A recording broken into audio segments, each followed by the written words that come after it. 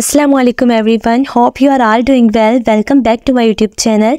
आज मैं आप लोग को सब्ज़ चने को अपने पास फ्रीज़ करने का बहुत ही आसान तरीका आप लोग के साथ शेयर करूंगी, क्योंकि सब्ज़ चने जो हैं वो थोड़े से टाइम के लिए आते हैं और कुछ लोग इसको बहुत ज़्यादा पसंद करते हैं।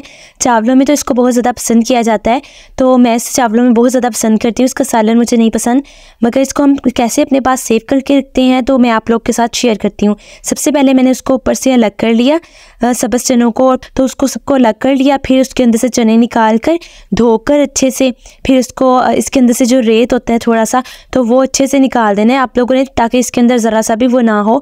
इसको अच्छे तरीके से 3-4 बार आपने धोना है। धोने के बाद इसको इस तरीके से आप लोगों ने सेव अपने पास कर लेना है। आप लोगों ने कोई भी जिपलॉक बैग लेना है, उसके अंदर आप इसको सेव कर सकते हैं। इसका 6 माह तक बिल्कुल भी ना ही जायका चेंज होता है और ना ही इसकी खुशबू चेंज होती है। तो चावलों के अंदर आप आसानी से इसको इस्तेमाल कर सकते हैं।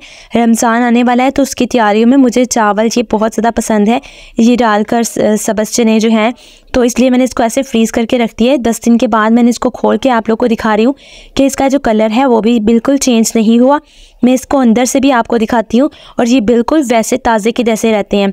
अक्सर लोग होते हैं कि बॉयल पानी के अंदर इसको डाल देते हैं, उस तरीके से मटर को हम सेव कर सकते हैं, मगर इसको बेस्ट तरीका ये है सेव करने का कि आप इसको अच्छे से धोकर इसको इस तरीके से आप सेव करके अपने पास रख लें।